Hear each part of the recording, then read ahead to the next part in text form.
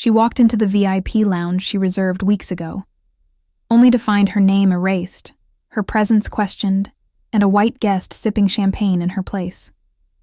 No mistake. No apology. Just cold stares and the silent assumption that someone like her couldn't possibly belong there. Cameras flashed as she stood still, dignified, burning inside. But what came next? No one was prepared for that. This is the untold moment when power changed hands and masks fell away.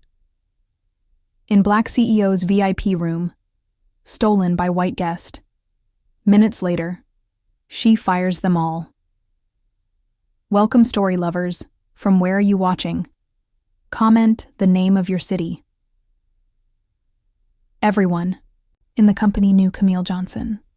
At just 38, she was the youngest and first Black female CEO of a luxury hospitality chain. Elegant, composed, and brilliant, she moved through 5-star lobbies like she'd built them herself, because she had. That morning, Camille arrived at the brand's newest resort to host a private investor summit. Her executive team had prepared every detail, including a VIP suite reserved exclusively for her. As she stepped out of the sleek black car, hotel, staff rushed to greet her. Smiles, handshakes, admiration. It was business as usual. But just past the polished glass doors, something felt off. A subtle exchange of glances between employees. An awkward pause in conversation. And then, gone in a blink. Camille didn't know it yet, but someone had crossed a line. And within the hour, her power would be questioned in a way that no title could protect her from. Camille made her way to the front desk, expecting the staff to hand her the VIP room key with the usual warm respect. But instead, she was met with confusion. A young receptionist whispered to a manager, who awkwardly approached. "I'm so sorry, Ms. Johnson. It seems your suite has already been occupied." Occupied? Camille's name had been on that reservation, for weeks. Her brow furrowed, but she kept her voice calm. By whom? The manager hesitated, then gestured discreetly. Across the lobby, a white man in a golf shirt sipped champagne on the VIP balcony, her balcony. He wasn't a guest of the event. He wasn't supposed to be there at all. Camille approached. The man didn't even stand.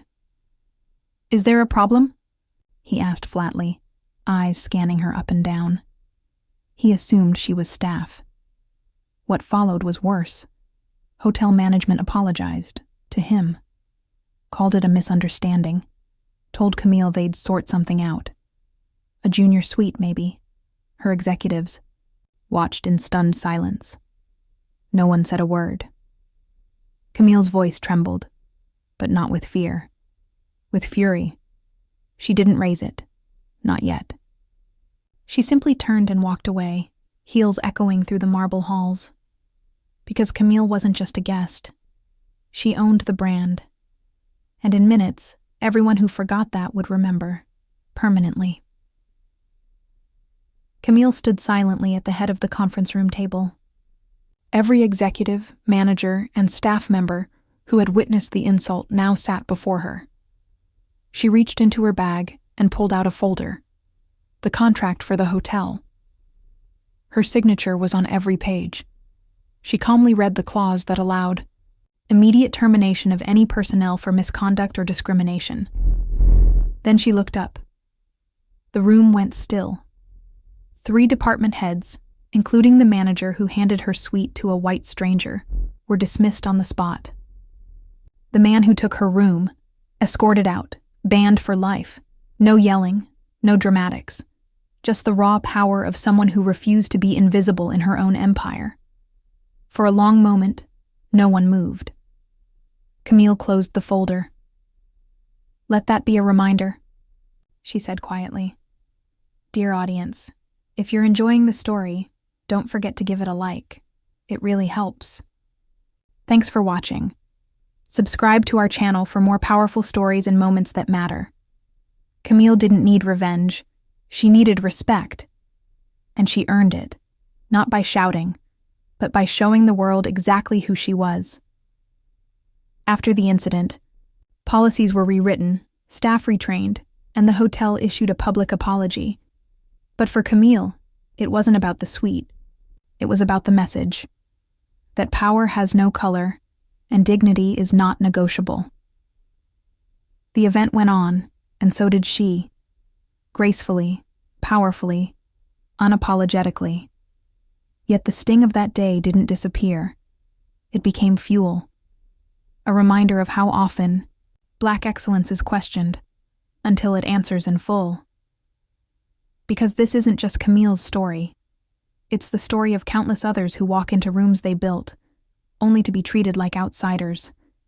How many more will it take before respect comes standard? If this story moved you, share it. Let someone else feel what you felt. And remember, silence allows it. Action changes it.